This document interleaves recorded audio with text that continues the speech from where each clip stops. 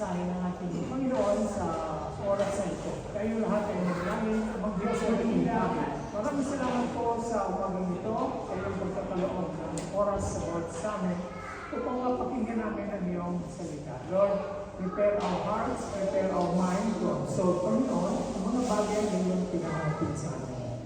Ganang Espiritu ang aming hihilin upang gabayan kami, upang manawaan ang mga bagay ng spiritual. Lord, we thank you so much, Father. In Jesus' name we pray. Amen. Ang ating pong pamagat ng mensahe na pinagkaloob ng Panginoon ay Born to Fly. Ano po ito sa Tagalog? Sabi po sa Tagalog ay ipinanganak tayo para lumipad. Sabi kanina ni Brother Joel, born to fly, it's a bird. Okay? But alam niyo ba na not all bird, not all, hindi lahat ng mayroong sakpak ay pwede lumipad? Alam niyo ba na lahat ng ibon ay hindi lahat ay pwede lumipad? May mga pakpak na hindi pwede lumipad tulad ng ostrich.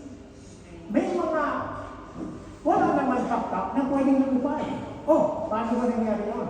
Yun ang ating tutunghayin at aalamin sa umaga nito. Born to Fly. Mga kapatid, noong mga nabuhay kayo ng before 1970s, ay kilala niyo ito. Sino 1970s? Kilala niyo ito. Sino nakakakilala sa comics character na ito? Sino yan? Si Barok. Okay, ang kanyang best friend ay si Urak. During this time, mga kapatid, ay ang counter nito sa Amerika ay yung Flintstones. Okay? Pero sa panahon natin ngayon, maraming nagbabarok. Bakit? Magaling ka mag-Ingles, nag-aaral ka ng Ingles sa Pilipinas, pagdating mo rito, nakausap mo yung mga taga-ibang lahi. Anong nangyari? Nagiging barok ang Ingles mo. Accept it or not. Believe it or not, hindi na nangyari. So ito po, ang karakter na ito ay si Barok. During this time, okay, mamaya po, alamin natin, sino makasagot kung sinong girlfriend ni Barok. Okay? Okay, mamaya po yan. Mga kapatid, baka alam niyo ba rin Barok mga pinanganak ng 1970s, ay si Barok ito ay sino yung girlfriend ni Barok. Okay? Kaya po natin ito na pag-usapan kasi kaya po natin ito na pag-usapan kasi ang ating topic ay pinamagatang Born to Fly. Pinanganak tayo na para lumipad. Sabi ko nga, hindi lahat na may pakpak ay pwedeng lumipad, pero lahat ng may mga wala naman pakpak na pwedeng lumipad na ating pag-aaral lang ngayon. Bakit nabanggit na dinig si Barok? Kasi si Barok, during this time, magkaroon siya ng business. Okay? Nung ang kanyang pangalan ng kanyang village ay Corocan. Sabi niya, nagpaskil siya, Barok Turok Lipad. 5 kamoting bayan. So, ano nangyari? May isang taga-ibong village na pumunta sa kanya. Ang kanyang tinuturuan, nag-invento siya ng pakpak, kahoy nilagyan niya ng pakpak, na tinuturuan niya doon sa bangin, sa talangkas. Sabi niya, Barok, natututo ba lahat ng iyong tinuturuan sa iyong negosyo? Ang sabi ni Barok, di ko alam. Simula nung ako ay nagturo, walang may isa bumabalik na nagkukomplain. So, ibig sabihin, nagtitigo ang namamagsak sa bangin. So, mga kapatid, kayo natin turo, sila binabanggit kasi nga, ang ating topic ay Born to Fly. Ating pong basahin ang ating reference verse sa umaga nito na matatagpuan sa Marcos chapter 13, verse 33 to 35. Ating pong basahin ng sabay-sabay sa 33, kayo'y mga tinga, mga kuya, mga sipanalangin, sapagkat hindi niyo nalalaman kung kailan mangaya ang panahon. Gaya ng isang tao na naninirahan sa ibang lupain, pagkaiwan ng kanyang bahay at pagkabigay ng kapamahalaan sa kanyang mga alipin, sa bawat isa'y ang kanyang gawain. Ay nag-utos din naman sa bantay pinto na magkuyat. Mga kuyat na kayo sapagkat hindi nalalaman kung kailan paririto ang Panginoon ng bahay, kung sa hapon o sa hating gabi o sa pagkilao ng manok o sa umaga. Mga kapatid, ito ay isang talinhaga na binibigay sa atin ng Panginoon Jesucristo bago siya umakyat sa langit. Na sinasabi niya, kayo'y mga ginang. Ano ang ating iingatan bilang mananampalataya? Ingatan natin na tayo ay magkasala, na tayo ay hindi lumakad doon sa lakad na hindi sa Panginoon. Pangalawa, magpuyat kayo at magsipanalangin. Meron pong pagpupuyat? Siyempre, una, sino ba yung nagpupuyat? Una, kung ikaw ay gwardiya sa gabi, magpupuyat ka. Kasi kung ikaw na huling magtutulog, mawawalan ka ng trabaho. Kailangan mo talagang magpuyat. Bilang mga puyat at ikaw gising, kailangan bilang ang iyong mga mata sa pamamagitan ng pagbabantay. Tinitingnan mo ang iyong mga kalpeligiran kung ano nangyayari. Kung mayroong magnanakaw, kung mayroong papasok, gagawa ng masama, yan ang iyong tungkulin na ikaw ay magpuyat, dilat ang iyong mga mata. At siyempre, pag dilat ang iyong mga mata, bukas din ang iyong mga tenga. Mga kapatid, at magsipanalangin. Bakit nga ba ito binabanggit ng ating Panginoon Jesucristo? Sapagkat, sinasabi po niya rito, gaya nga ng isang naglutos na hindi natin alam kung kailan babalik siya. Alam naman natin na ang ating Panginoon Jesucristo ay inaasahan natin babalik. This is the next event kung saan hinihintay natin. Sinasabi din ni Apostol Mark sa chapter 14 verse 62, ang sinasabi, at sinabi ni Jesus, ako nga, at makikita ninyo ang anak ng tao na nakaupo sa kanan ng makapangyarihan na pumaparito na nasa mga alapak ng langit. Mateo 24 verse 36, ngunit tungkol sa araw at oras na iyon, walang nakakaalam kahit ang mga anghel sa langit, kahit ang anak, kundi ang ama lamang. Mga kapatid, unang tanong, alam natin ang ating Panginoon Jesucristo ay anak ng Diyos. Pero bakit siya ay pinapatungkulan, tinatawag na anak ng tao na siya mismo nagsabi na ang pagbabalik rito, ang anak ng tao ang siyang babalik. Alam naman natin na siya ay anak ng Diyos. At sinasabi rin dito ni Apostol Matthew na ang kanyang pagbabalik, sabi ng Panginoon Jesucristo, walang ibang nakakaalam kahit mga anghel maging siya, kundi ang Ama lamang.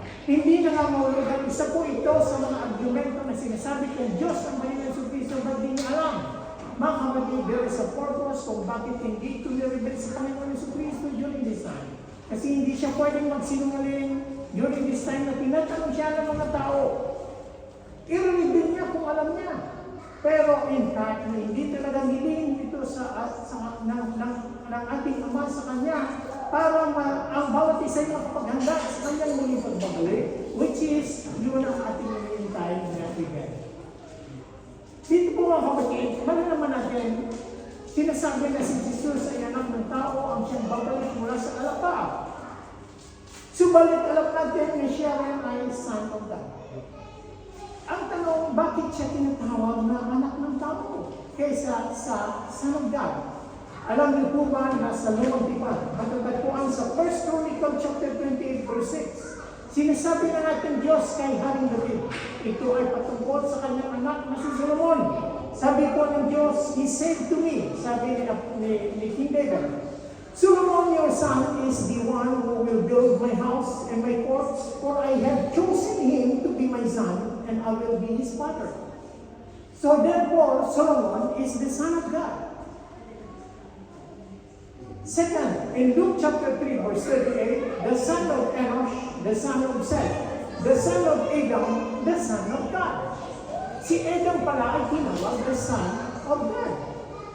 Pero, si Solomon ba at si Adam mayroong kapangyarihan na tulad ng ating Panginoon Jesus?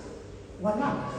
Mga kapatid, John 3:16, ito ang kaibahan ng ating Panginoon Jesucristo na tinatawag na Son of God kaysa kay Adam at kay Solomon.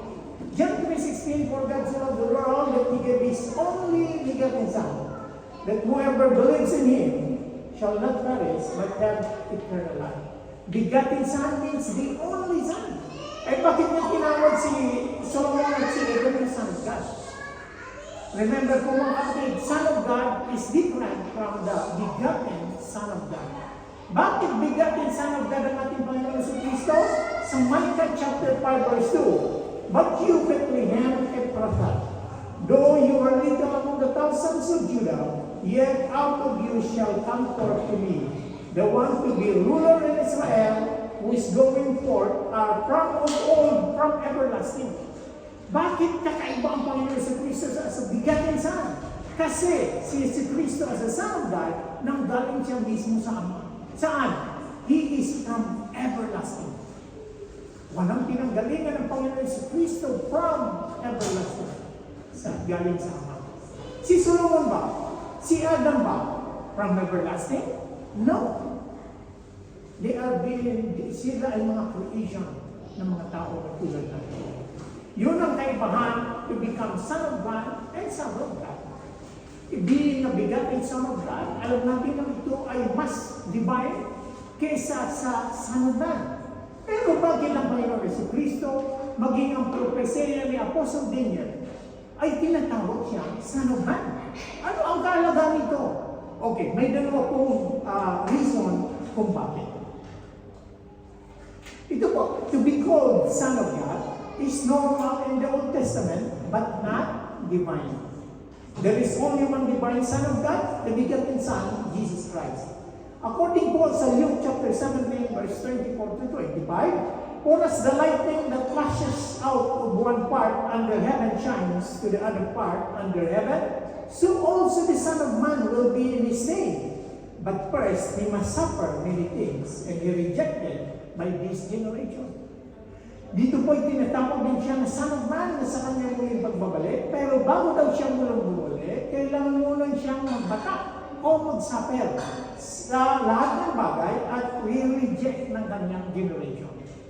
Ni-reject siya ng kanyang kababayan, ng mga Israelita. Ito po ang nangyari sa ating Panginoon. In 1 Peter chapter 2, verse 22, who committed no sin, nor was deceit found in his mouth. Alam natin ang Panginoon sa Kristo ay nagkatawang tao, namuhay ng tao, hindi walang kakaiba kaysa sa atin. Nag-suffer siya, he is the son of the carpenter, and maybe he is also a carpenter. Hindi siya anak mayaman, siya ay pinanganak sa zaman. Nakita natin ang kanyang karapaan ng kanyang pamilya. Siya ay nag-suffer. Kaya walang makapagsasabi sa ating Panginoon Yesu Kristo na hindi niya naranasan ang naranasan ng tao. Kung pasan natin minsan ang mundo, paspasan niya ang universe. Mga kapatid, Luke chapter 9 verse 22 saying, the Son of Man must suffer many things and be rejected the elders and chief priests and scribes and be killed. Kanina magsasuffer lang, pero sinabi ngayon ni Apostle Luke, he will be killed and will be raised in the third day. Mga kapatid, dito ay palaging binabanggit the Son of Man. Hindi po binabanggit the Son of God. Bakit? Ano ang rason? Mga kapatid, sa Revelation chapter 20, verse 11 to 15, ito po ang tinatawag na judgment of the dead. Ito po yung tinatawag na great white throne. Isang malaking trono maputi na kung saan ang nakaupo ay ang Panginoon si Kristo. During this time, mga kapatid, kung ang title po nito ay the judgment of the dead, kakaiba po ito doon sa binasa natin at ating nalalaman tungkol sa rapture. Alam mo natin na ang rapture, it involves the dead and the living. Pero dito po sa Great White Throne, the judgment of the dead, wala na po yung living. Mga kapatid, ito kasi, ang Great White Throne Judgment ay hindi nakabilang ang mga mananampalataya. Ang Great White Throne will happen after the 1,000 years of millennium. Kaya ang mga tao po rito, lahat ito, mga tao na nabuhay dito sa second resurrection nila, ay yung mga tao hindi nakasama sa first resurrection, which is the rapture. Yung mga hindi nakasama, ang ibig sabihin ay hindi sila sa Panginoon. Kung ating mababasa sa Revelation chapter 20, makikita natin dito, there are two kinds of books were opened. The books of the living, the books of life, and the books of the deeds. Na ang ibig sabihin, dito po makikita natin ang kaalagahan ng Panginoon sa Kristo ay tinawag na Son of Man.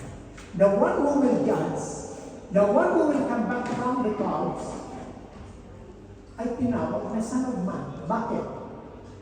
Pag nakaupo ang Panginoon sa Kristo, yung mga tao na i-judge niya ay galing sila sa hell.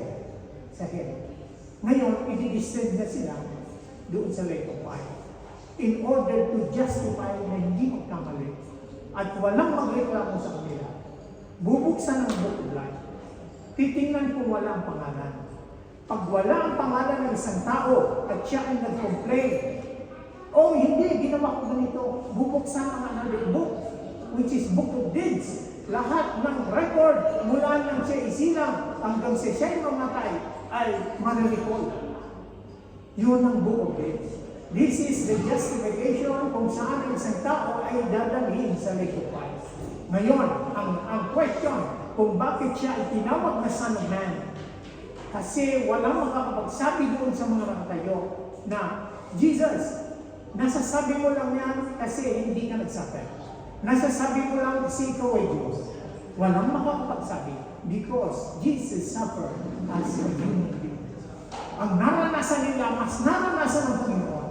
Kaya yun ang purpose kung bakit ang Panginoon, He will judge the world sa pamagitan of being the Son of Man.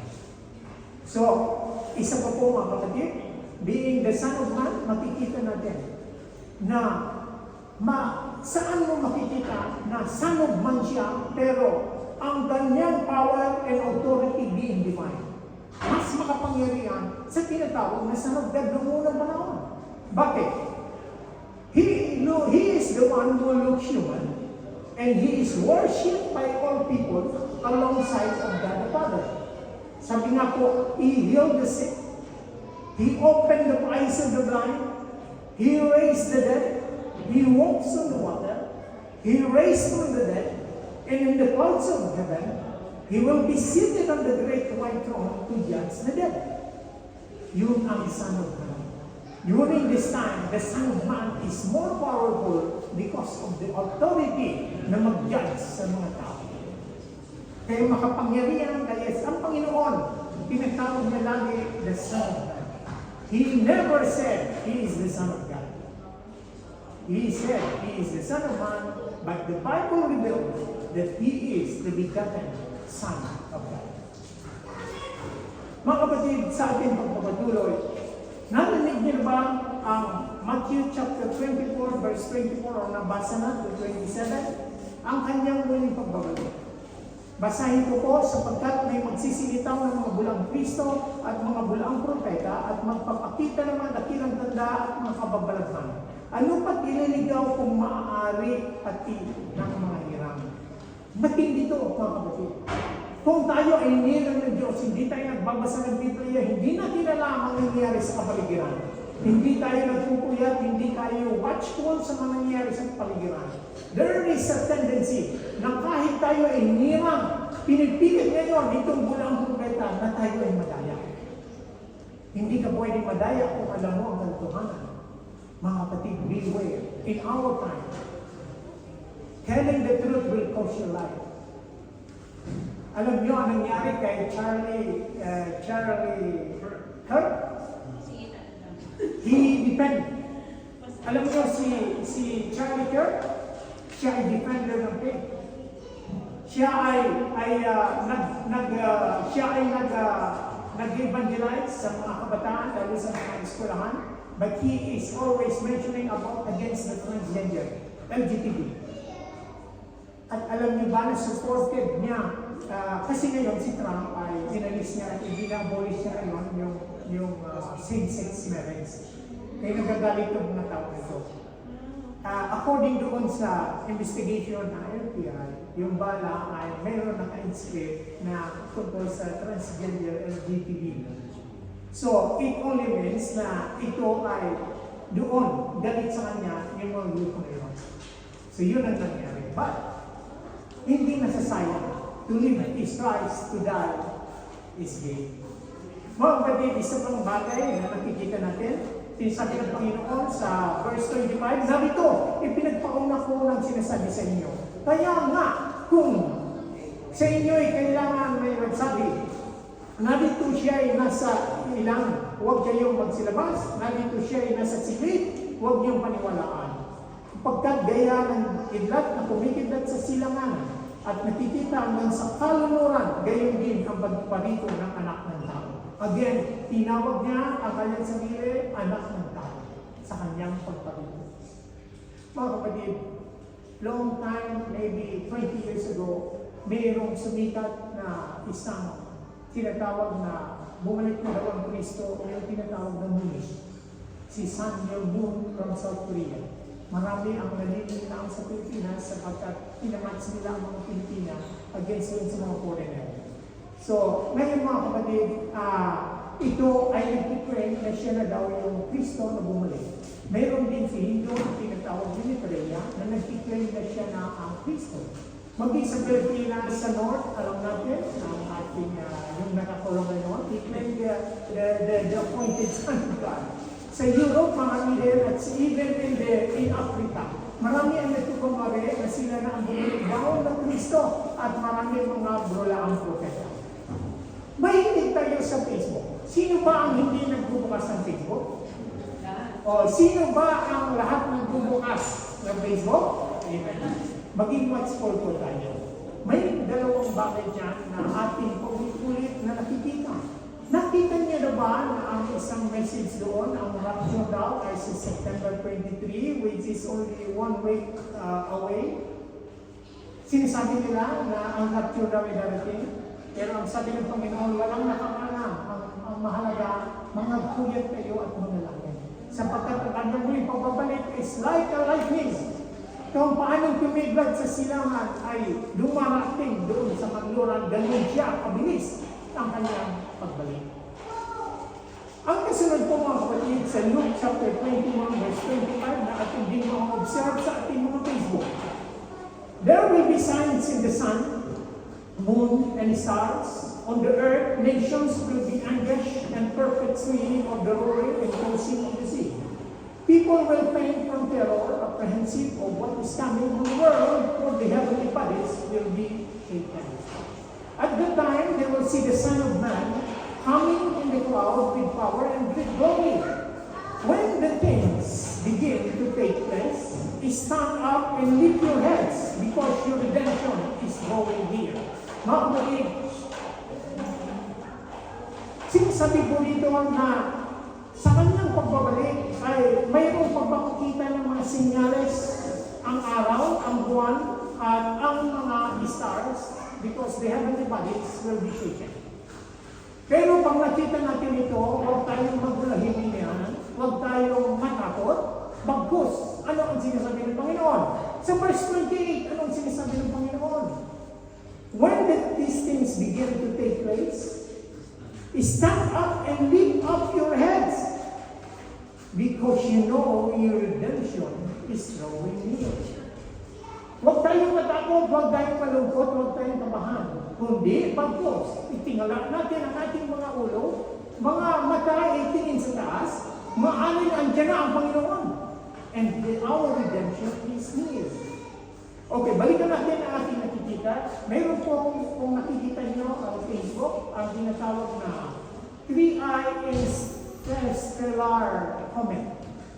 Na sinasabi nila na darating ito in the middle of November, dadaan sa Earth. Na-observe nila na hindi ito comet kasi wala itong buntot. Nag-i-emit daw ito ng methane gas. At yung ilaw daw niya ay mayroong hindi natural na light, kung di nanggagaling sa loob mismo ng object na ito.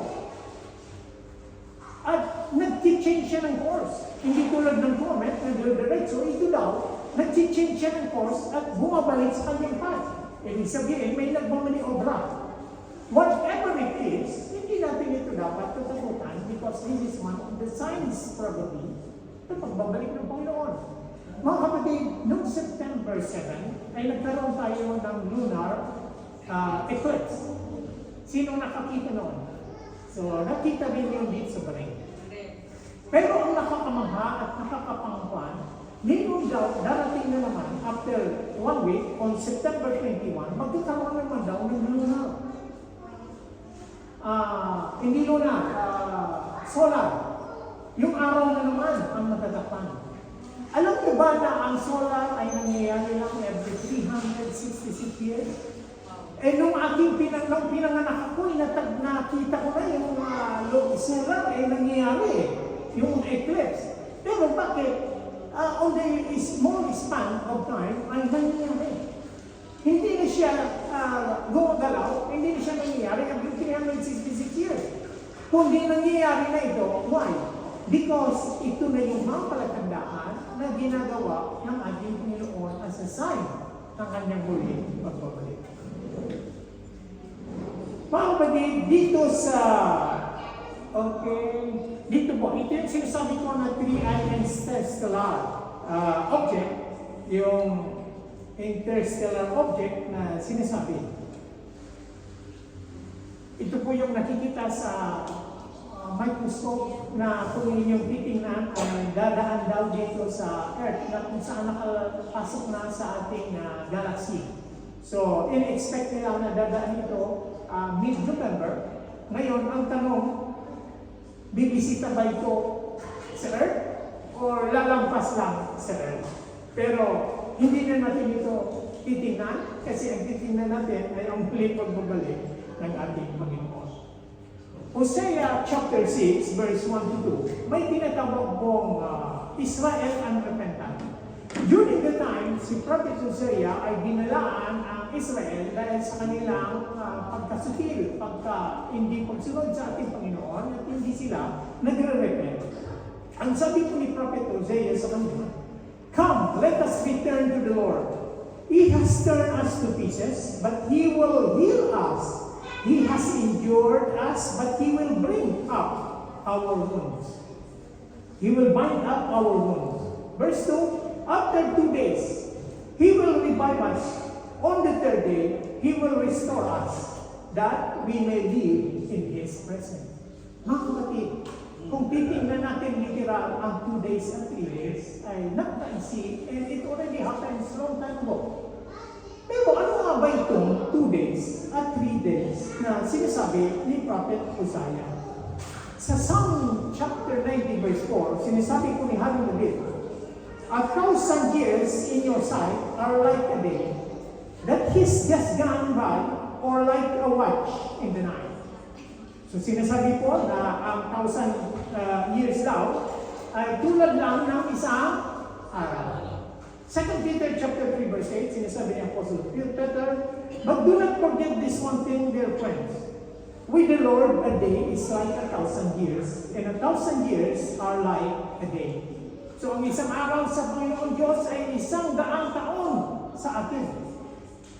So it means, the prophet Hosea mentioned about 2 days is 2,000 years, and on the 3rd day, which is in the start of the 3,000 years, ay mayroong mangyayari na prophecy ni Prophet Hosea sa bansang Israel. 7,000 years prophetic timeline. Creation of heaven and earth up to the creation of Adam and Eve, 1 to 6 or 1st to 6th day, it means 6,000 years. Sabbath rest, appreciation for the perfect creation on the 7th day, is another day, is equivalent also to 1,000 years. Yung 6,000 plus 1,000 is equivalent to 7,000 years. Kung ating titingnan, ulitin natin, ang sinasabi ni Prophet Hosea, after 2 days, He will revive us. As the 3rd day, He will restore us, that we may live in His presence. 7,000 years prophetic timeline. Ito po, ulitin ko, creation of Adam to the birth of Jesus Christ is 4,000 years. Jesus' birth to the day of ascension to heaven, nung siya yung pinanganak at siya yung umakyat sa langit, is ilang taon? 33 years. Ang Panginoon Jesucristo nag-start ng kanyang ministry in the 30th year. Ay 3 years ng ministry hanggang siya yung mapako sa krus, mamatay, mabuhay. And after some time, umakyat siya sa langit. It's 33 years. Jesus' birth to present, okay? Jesus' birth to present, ngayon ay 2025. Dapat supposed to be 2,000 lang. From the birth of Jesus Christ para maging 6,000. Yung 4,000 na from creation of Adam to birth of Jesus Christ. Pero kung titingnan natin ang 2,000, nag-exceed na siya ngayon ng 25 years, hindi po bumabalik ang Panginoon at wala pang nangyaring restoration sa Israel. Eh ano ang tama? Okay, let's consider na ang binabanggit dito ay after the ascension of heaven. Bakit? In Acts chapter 1 verse 11, nangyari ito sa Mount Olive, nung dalawang anghel ay lumapit sa mga apostol, nung umakyat ang Panginoon at nandoon na sa langit, sinabihan sila, Men of Galilee, they said, why are you standing here staring in heaven? Jesus has been taken from you into heaven, but someday He will return from heaven in the same way you saw Him go. Kung paano ang Panginoon ay umaklat sa cloud sa heaven, ganoon din ang sinasabi sa kanyang muling pagbabalik. Therefore, there is a clue that the count of the star of the another 1,000 years ay nanggaling sa ascension of Jesus. Kung ating titingnan, ascension to heaven to present, 2025, minus 33 years, dapat meron siyang 1,992 years. From the 2000 to 1992, pinagmadali, ay mayroong nagtitirang 8 years.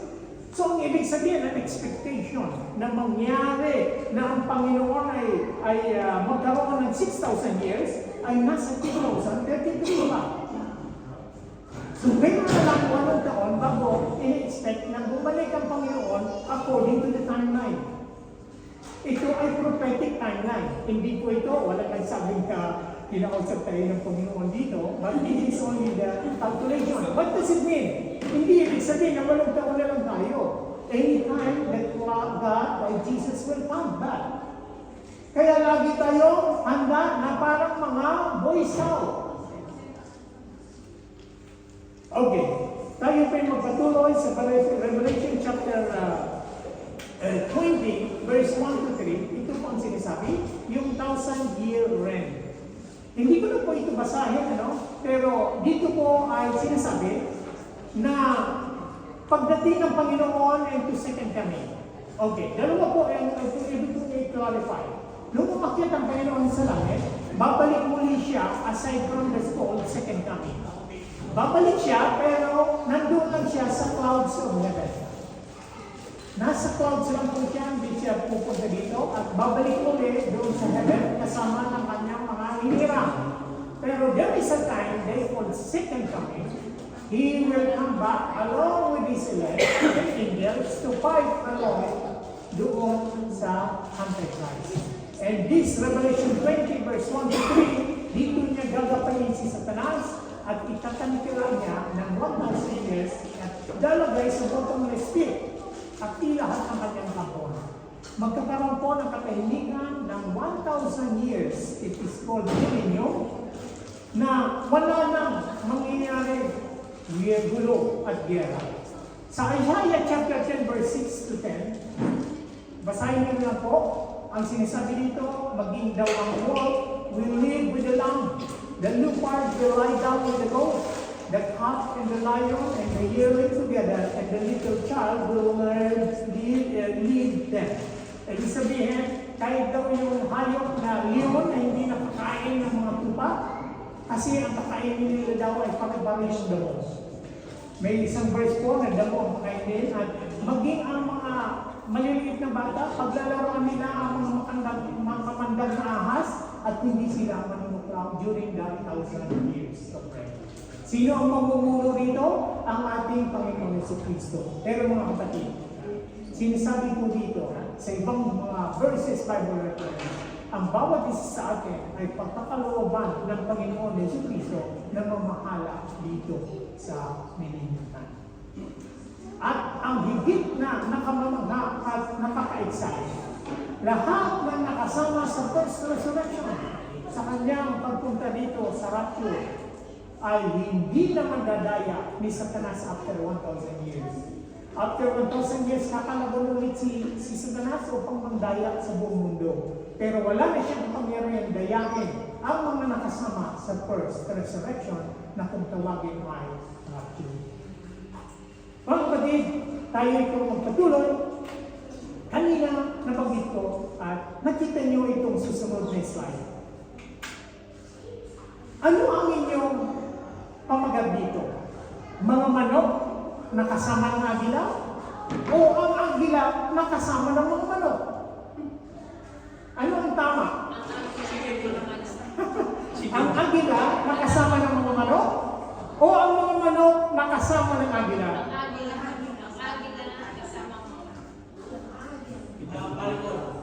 Okay. Ang agila na kasama ang mga manok? O ang mga manok kasama ng agila? Okay. Ang tama po sa ating tatalakayin ngayon na born to fly, ang tama, ang agila kasama ng mga manok. Yes. Bakit? Bakit? Okay. Ang rason po ganito. Kung ang agila ay nag-act na siya ng mga manok, ang agila kasama ng mga manok. Pero kung ang mga manok, ang kanilang attitude ay parang agila, ang mga manok ay kasama ng agila. Pero ang tatalakayin natin ngayon ay yung agila ay kasama ng mga manok kasi yung agila nag-act na parang manok. Okay? Okay, may isa pong kwento na sa South, yung golden monkey eating eagle. Alam niyo yun, one of the biggest eagle in the world ay natatagpuan sa ating bansa. Na kung saan, isang araw, ang isang bata, habang babalik siya doon sa Mount Apo, ay nakakita siya ng itlog sa isang puno sa baba. Di ko alam kung nahulog ito mula sa pugat. At di siya nabasa kasi merong mga damo o dayahin. So, kinuha niya. Inilagay niya sa naglililim nilang mga manok doon sa kanilang kuho. Nakita natin na medyo malaki. Nung ito'y napisa, sabay-sabay na napisa, yung manok ay nakita natin ang sisiw na napaka-cute, pinupulayan pa yan sa Indonesia, pinalet na. Cute ang mga manok, ang mga sisiw na maliit, pero yung agila, napakapangit. Malaki yung mata, malaki yung tuka, ang laki yung mga paa, at walang balahibo. Ang pangit ng agila na bata. So, sa madaling sabi, nung lumaki-laki sila, ay kasamang lumalaki yung agila ng mga sisiw. Ang mga sisiw, pag nagkahig yung nanay, nagtatakbuhan at tumutuka, nakikipagagawan din siya kasi nag-aak na siya bilang manok. Nung lumaki sila, ganun din ang nangyari na nag-aaway yung mga manok ng magkakapatid na medyo may natilyo na at dalagita, nakikipag-away din siya ng sabon. So nag-aak talaga siya na isang manok, yung agila.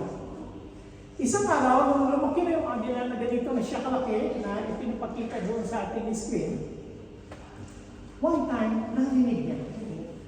Yung mga manok na tumitilaok din siya. Ganyan, tumitilaok din siya, nasa umaga na stress, ginagaya niya yung mga manok. Isang araw, may narinig siyang very familiar na deep inside ay alam niya, narinig niya sa taas. Boses ng mga agila. Nung narinig niya yun, sabi niya, pamilya.